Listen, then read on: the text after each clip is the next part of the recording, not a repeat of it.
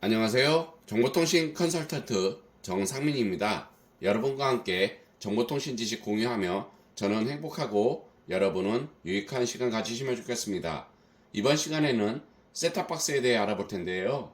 셋탑박스는 케이블 방송, 위성 방송이나 인터넷 스트리밍 같이 텔레비전 수상기에서 자체적으로 수신할 수 없는 방송을 수신하여 표시해주는 제품으로 텔레비전 위에 설치한 상자라는 뜻으로 붙은 이름입니다.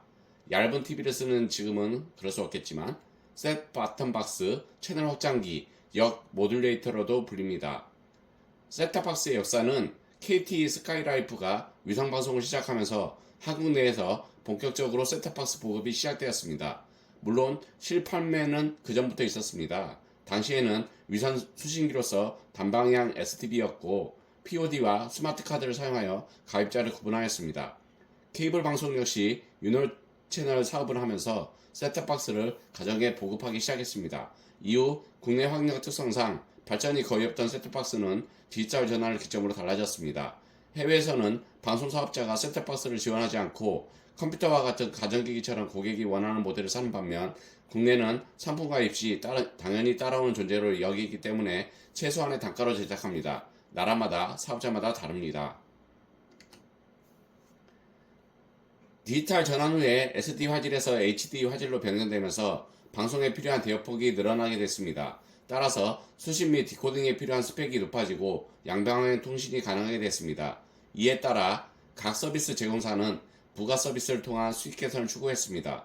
그 뒤에 위성 사업자를 제외하고 IPTV와 케이블 TV의 셋탑박스는 관리의 용이성을 위해 POD와 스마트 카드가 사라지고 XCAS로 전환됨에 따라 점차 현재 모습의 셋탑박스의 형태를 지니게 됐습니다. 하지만 셋탑박스의 발전에는 명확한 한계점이 있는데 앞서 말한 것과 같은 한국 시장의 특성상 한 푼이라도 더 싼 비용으로 만들고자 성능은 언제나 제한되어 왔고 이에 따라 제작된 애플리케이션 역시 발전에 제약이 생겨 결국 이용자가 계속 줄어 현재로서는 시장성이 거의 없다시피 합니다. 그나마 수익이 나는 것은 홈쇼핑 앱밖에는 찾아보기 힘듭니다. 그 와중에 아동 교육용은 수입이 제법 나고 역시 교육의 힘이란 셉니다. 물론 해당 사례에서 벗어나고자 게이밍 겸용으로 개발된 박스라든지 특별한 컨트롤러가 달린 물건이라든지 하이엔드 스펙을 추구한 사례도 있지만 추가로 돈 내라는 한마디에 보급률은 망했습니다. 다만 이 부분은 지켜보아야 할 것이 UHD용 셋탑박스의 경우 대부분 높은 스펙으로 제작되었고 추가 요금 요구에도 보급률이 올라가고 있는 추세이기 때문입니다.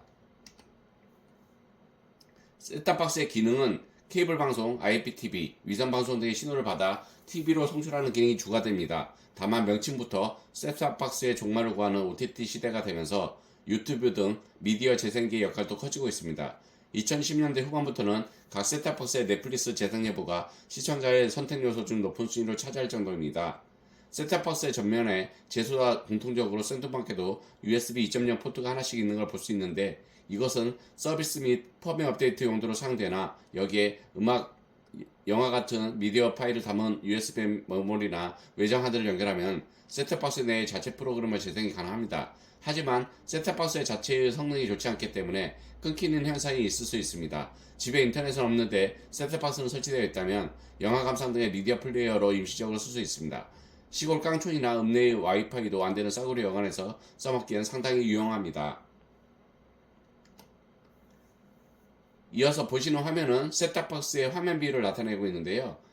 KT 스카이라이프의 경우 메뉴에서 사용자 메뉴, 기능 설정, AV 설정에서 조절할 수 있고 또한 메뉴 기능 설정, 화면 비율에서 화면 비율을 설정할 수 있습니다. 보시다시피 일반 TV는 해상도가 480i 여기서 i는 인터레이스 방식을 의미합니다. 화면 비율은 4:3이고 표시로서는 원본 비율은 렛터박스 형태, 비율 확대로서 펜이나 스캔 기능을 지원합니다. 와이드 TV는 1080i 16:9 화면 비율이고 표시는 원본 비율로 나타낼 수 있습니다. SK 브로드밴드 BTV의 경우 일반형 IPTV 셋탑박스의 경우 설정에서 환경 설정한 다음에 해상도 변경과 화면 비율 변경, TV 색상 변경, HDMI 연결 시 TV와 세탁 간 전원 제어 설정을 할 수 있습니다. 셋톱박스의 화면 비율은 케이블 TV, TV로드의 경우 메뉴 설정, TV 설정, 화면 비율 설정해서 조정하실 수 있고 UTV, U 플러스 TV 경우와 HECN 경우가 나타나고 있습니다. DTV8 VSB 컨버터의 경우 메뉴에서 설정, 화면 크기에서 일반 16:9 와이드, 14:9 와이드, 줌 모드 설정이 가능합니다. 해상도 변경은 기본적으로 구형 HD SDV들에는 설정 메뉴 등으로는 해상도 변경이 불가하고 대신 해상도 변경 키가 프론트 패널에 있습니다. 때문에 이런 구형 셋톱박스는 설사 최신 업데이트를 받았다 할지언정 메뉴에서 해상도 변경이 불가합니다. 예외적으로 스카이라이프나 일부 CATV 업체의 경우 구형 SDV가 후면 위에 해상도 변경 스위치가 있습니다. 이유는 아날로그 방송이 종료되고 디지털 방송으로 변경되는 시점에 기존 가입자들이 사용하던 TV 또는 모니터를 그대로 사용하기 위해서였는데 이런 기능은 전적으로 사용자보다는 설치업자 또는 설치기사의 편리를 위한 기능입니다. 왜냐하면 가입자는 한번 설치기사가 세팅한 셋톱박스를 설치하게 되면 이것에 관심이 있지 이상 셋톱박스를 건드릴 이유가 없기 때문입니다. 보급형 셋톱박스에서는 최소한의 비용을 양산하기 위해 이것저것 빼다 보니 해상도 변경 키가 없는 경우가 있는데 이전으로 또는 취소 버튼을 길게 누르면 변경되는 경우도 있습니다. 안드로이드 OS 적용 이전 B2B 구형 셋톱박스가 대표적입니다. 물론 최신형 셋톱박스에서는 연결된 모니터의 해체된 해상도를 인지하여 자동으로 해상도가 변경되거나 또는 셋톱박스 설정 메뉴에서 변경 가능하도록 되어 있습니다. 주로 UHD 셋톱박스 또는 2015년 이후에 만들어진 셋톱박스 대상입니다. 그렇기에 당연히 그때부터 횟수로 9년이나 지난 지금은 해상도 변경 버튼 등을 신경 쓰지 않아도 되겠습니다. 셋톱박스의 단점으로서 대기 전력이 있는데요. 2018년 이후로 케이블 방송사들의 셋톱박스 기종에 대기 전력 논란이 일기 시작했습니다. 특히 그 가운데서도 삼성전자가 제조한 CJ 헬로우 GX-CJ680CL 모델은 LG전자가 제조한 딜라이브의 LSC-6300 기종이 대기 전력 무려 20W 넘게 소비하고 있어 논란이 되었습니다.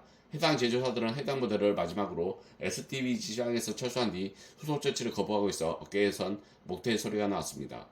IPTV 셋톱박스보다 전력을 많이 소모하는 이유로는 DOC SIS 케이블 모뎀이 내장되어 있기 때문입니다. 이로 인해 셋톱박스를 이용하여 인터넷 전화를 사용할 수 있고 다시 보기 서비스도 가능합니다. 스마트 기능이 탑재된 케이블 셋톱박스에서는 와이파이, 유선랜 등 외부 네트워크 연결 없이 인터넷이 이용 가능합니다. TV, 와이파이 상품도 이러한 원리로서 셋톱박스 후면 램포트에 공유기를 연결하여 와이파이와 인터넷을 이용할 수 있습니다. 전기 먹는 하마라는 별칭을 달고 있다 합니다. 절전형 셋톱박스들이 있긴 하나 케이블이나 위성방송 사업자들은 비용 증가와 더불어 절정 상태로 회복되는 딜레이가 고객들의 불만으로 직결된다면 이를 채용하지 않아 대비 전력과 소비 전력이 거의 같다는 충공갱한 결과를 낳습니다. PC로 비교하면 뷰팅 시간 아깝다고 모니터 화면만 끄는 것인데 전기요금이 아까우면 대기전력 차단 멀티탭을 구입해야 되겠습니다. 또한 발열 문제가 있는데요. 전력 소모가 많은 데다 보통 24시간을 틀어두기 때문에 구형 셋톱박스는 과열돼서 성능이 저하될 가능성이 높습니다. 모뎀 수명을 늘릴 방법이 몇 가지 있는데 받침대를 설치해서 셋톱박스 밑에 열기가 빠져나갈 공간을 확보하거나 페트병에 뚜껑 따기가 좋습니다. 서멀 테이프, 방열판을 장착하고 하단에 쿨링팬을 배치하는 것도 좋습니다. 스마트폰 충전기 연결할 수 있고 셋톱박스 중에 TV와 연결하기 위해 USB 단자가 달린 제품도 있기 때문에 가급적 USB 전원 공급이 되는 것이 좋고 과열되지 않는 환경에서 꺼두기 위해 온오프 스위치가 존재하는 것이 좋습니다. 알리익스프레스 스위치가 달린 USB 연장선을 1800원에 판매합니다. 소음이 걱정된다면 크기가 크고 RPM이 낮은 것을 사면 좋겠습니다.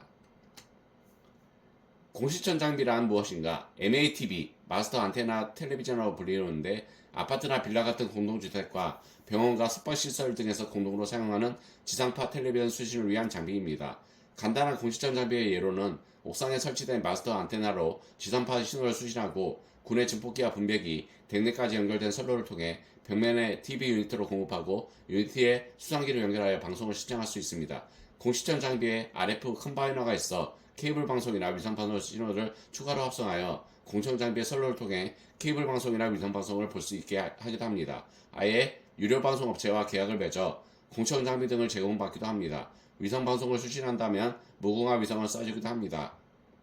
오래된 아파트의 경우에는 공시청 장비가 노후화되거나 손상되어 있는 경우가 많은데 이러한 이유로 수신율이나 화질의 저하가 발생하기도 합니다. 또한 아날로그 방송만 수신이 가능한 경우가 많기에 노후화된 공시청 장비를 디지털 수신 가능한 장비로 교체하는 경우가 많으며 KBS에서 직접 수신을 유도할 겸 해서 장비 교체 공사를 지원해 주기도 합니다.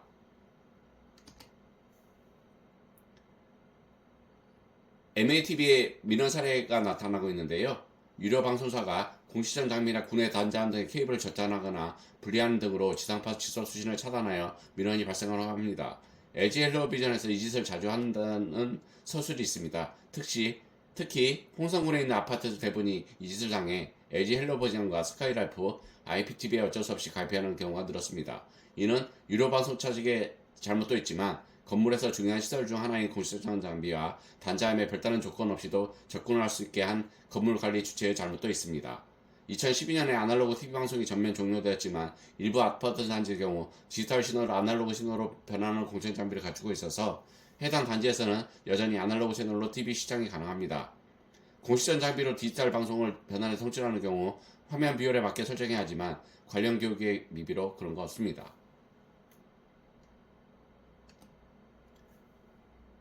공시청 설비에는 안테나, 컴바이너, DTV, FM, 위성과 케이블 방송 신호들을 하나로 묶는 장비로서 양방향 증폭기, 케이블 인터넷 이용을 위해서는 양방향 제품이 필요합니다. 양방향 분배기는 셋톱박스, 일부 공시청 장비에서는 셋톱박스도 사용합니다. 이번 시간에는 셋톱박스에 대해 알아봤는데요. 여러분께 유익한 시간이 되었으면 좋겠습니다. 오늘 말씀드린 내용은